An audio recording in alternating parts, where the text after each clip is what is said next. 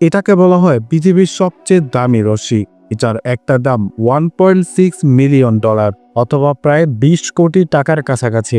আর এই কেবলটার নাম হচ্ছে অ্যারেস্টেড কেবল, যেটা মাত্র কয়েক সেকেন্ডের ভিতরে 50,000 পাউন্ডের ফাইটার জেটকে কিছু সেকেন্ডের ভিতরেই থামিয়ে দিতে পারে, তাও 500 কিলোমিটার বেগে আসা একটা ফাইটার জেটকে। তাহলে চিন্তা করে দেখুন, একটা ফাইটার জেট যখন আসে সেটাকে জোর করে কয়েক সেকেন্ডের ভিতরে থামিয়ে দিতে হলে এটাতে কি পরিমাণের শক্তি ব্যবহার করা হয়েছে। যখন একটি ফাইটার জেট এয়ারক্রাফট এর ওপর ল্যান্ডিং করে, সেখানে মাত্র কয়েকশো ফুট জায়গা হাঁটে।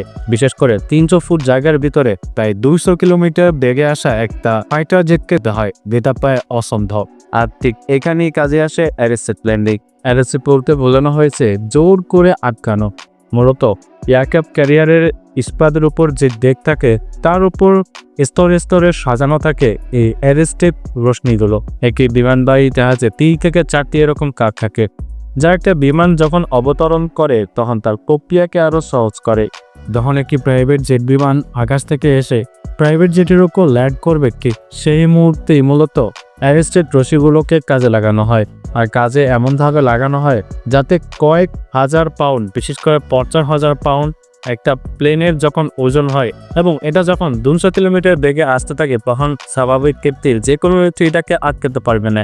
আর ঠিক এখানেই কাজে আসে অ্যারেস্টেড ল্যান্ডিং। এতে ফাইটার জেটের পিছনে এক ধরনের কুপ লাগানো থাকে।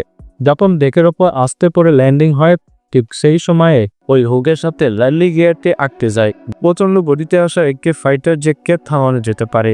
আজ থেকে প্রায় 100 বছর আগে এটাকে লাগানো হয়েছিল, অর্থাৎ জাহাজে, বিশেষ করে এয়ারক্রাফট ক্যারিয়ারে। সেখান থেকে আস্তে আস্তে এটিকে উন্নত প্রযুক্তিতে রূপান্তরিত করে বর্তমানে প্রায় সবকটা এয়ারক্রাফট ক্যারিয়ারে এরকম অ্যারেস্টেড ল্যান্ডিং ব্যবহার করা হয়ে থাকে। তাছাড়া একটা ফাইটার জেট যখন এয়ারক্রাফট ক্যারিয়ারের উপরে নামে, তখন তার গতি এবং ওজন অনুযায়ী তাকে ব্রেক দিয়ে নর্মালভাবে থামানো একদমই অসম্ভব। টেক অফের পর এই গিয়ারগুলোকে চেঞ্জ করা হয়, আর এর সাথে একটি পাওয়ারফুল হাইড্রোলিক এক ধরনের মোটর সংযুক্ত থাকেও। এছাড়া এই রশ্মির ওপর যদি ছোট্ট একটি ধরনের ড্যামেজও থাকে, তাহলে এটা সাথে সাথে চেঞ্জ করে দেওয়া হয়। কারণ 2016 সালে ইন্টু হকাই নামের একটি জেট বিমান যখন হঠাৎ করে ল্যান্ডিং ট্যাবলে পূর্তি প্রান্তে অসফল হয়, তখন 8 জন মানুষের অবস্থা খারাপ হয়ে গিয়েছিল। কারণ সেই সময় সেই অ্যারেস্টিক কেবলটা একদমই ছিঁড়ে যায়। কিন্তু মানুষের ক্ষতি হলেও জেট বিমানটি আবার আকাশে টেক অফ করে। আর ঠিক এখানেই মূলত ব্যবহার করা হয় এই অ্যারেস্টেড কেবল। বর্তমানে এগুলোর দাম 20 কোটি টাকার উপরে। আর প্রত্যেকবারই প্রতিনিয়তভাবে এগুলোকে আপডেটেড করা হয়, যাতে কম সময়ে এবং কম জায়গার ভিতরে একটা ফাইটার জেটকে ল্যান্ড করা যায়।